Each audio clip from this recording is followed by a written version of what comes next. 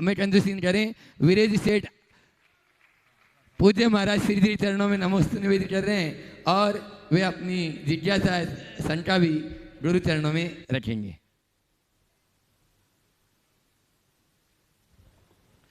सवाल भी कर ले जाते। हाँ।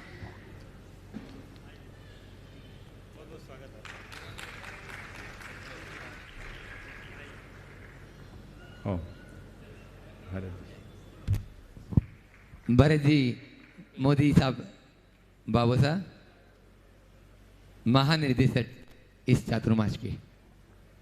बोलो वीरेश। परम पूज्य मुनिराज श्री 108 प्रमाण सागर जी महाराज के चरणों में सहस्तो नमोस्तु। पूज्य निर्वेक सागर जी, संदान सागर जी महाराज के चरणों में नमोस्तु। ऐलक जी, छुल्लक जी महाराजों के चरणों में वंदामी इच्छामी। महाराज जी, ना मुझे कोई शंका है, बस एक भावना लेके आपके चरणों में आया हूँ। पूरे हिंदुस्तान को विदित है कि वर्तमान में सुप्रीम कोर्ट में सम्मेद शेखर जी का मामला फाइनल अंतिम निराकरण हेतु लंबित है। भारतवर्ष में सर्वाधिक जैन समाज में कोई पक्ष है तो वो दिगंबर पक्ष है। शायद बहुत कम लोगों को जानकारी होगी बाहर, लेकिन हम सभी को अच्छे से जानकारी है कि दिगंबर ही मूल रूप से जैन धर्म का स्वरूप है। हजारों हजार करोड़ों साल से जो जैन धर्म है वह दिगंबर स्वरूप था और उसी दिगंबर स्वरूप से ही सम्मेद शेखर की मान्यता है। वहाँ से ही हमारे सारे भगवान तीर्थंकर मुनिराज मोक्ष गए हैं और वह सिर्फ दिगंबर स्वरूप है। आज यह विषय भी माननीय न्यायालय में विचाराधीन है। आप ऐसा आशीर्वाद दें कि संपूर्ण भारत की दिगंबर जैन समाज इस विषय को हर शहर में, हर गांव-गांव में अच्छे से पहुंचाए कि वास्तविक जैन धर्म क्या है, मूल जैन धर्म क्या है और सम्मेद शेखर से उसका क्या संबंध है। नमोस्तु महाराज। पहले तो मैं चाहूँगा एक बार वीरेश जी का जोरदार अभिनंदन करें। ये बहुत दुर्भाग्यपूर्ण विषय है कि आज हमें अपनों से ही अपनी चीज़ के लिए लड़ना पड़ रहा है। ये बहुत दुर्भाग्यपूर्ण है। कितना अच्छा होता कि 100 साल लड़ने की जगह 100 साल मिल के रहे होते तो सम्मेद शेखर का काया पलट हो गया। मैं तो अभी भी भावना भाता हूँ कि सबकी सद्बुद्धि आए और अदालतों के चक्कर लगाने की जगह टेबल पर बैठकर कोई अच्छा निर्णय लिया जाए। जहाँ तक सम्मेद शेखर जी की बात है, वो हमारी आन मान शान ही नहीं, वो हमारी संस्कृति का प्राण है। उसके बिना तो हमारा कुछ भी नहीं।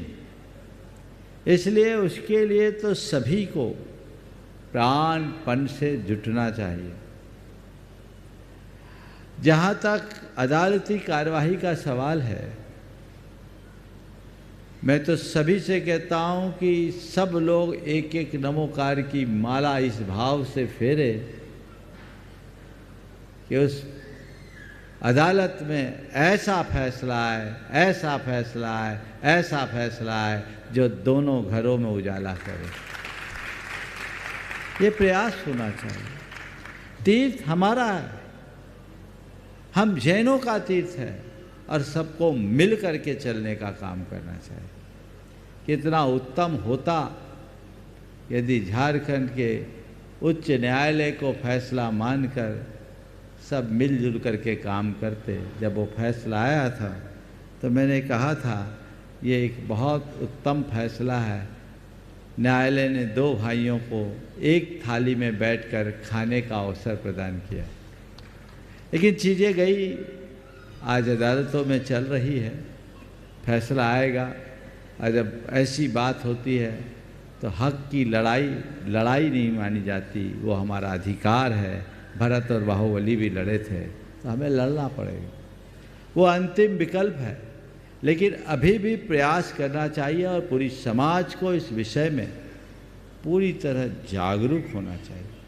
मैं तीर्थ क्षेत्र कमेटी के सभी पदाधिकारियों को वीरेश भाई के माध्यम से संदेश देना चाहता हूँ, मजबूती से अपनी बात रखे, अदालत के ऊपर भरोसा रखे, धर्म पर भरोसा रखे और ये भावना भाई कि जो भी होगा वो सबके भले के लिए होगा, धर्म की प्रभावना के लिए होगा।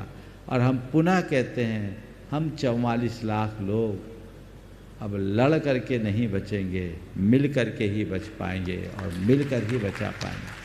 हम मुट्ठी भर लोग हैं, अगर इसी तरह लड़ते रहे, झगड़ते रहे तो जो कुछ है वह भी खो जाएगा।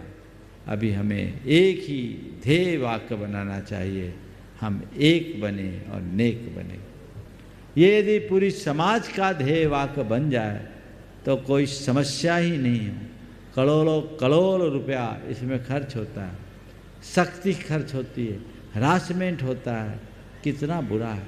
मैंने एक बार कहा था कि जितना रुपया हमने अदालतों में खर्च किया, यदि उतना तीर्थ के विकास में किया होता, आसपास के लोगों के कल्याण के लिए किया होता, तो आज वहाँ के लोग अपनी आरती उतारते हैं, हमें आदर्श मानते। समाज की शक्ति नकारात्मक दिशा में जा रही है, ये दुर्भाग्यपूर्ण है, लेकिन जब तक ये है तो हमारे पास और कोई दूसरा उपाय भी नहीं है।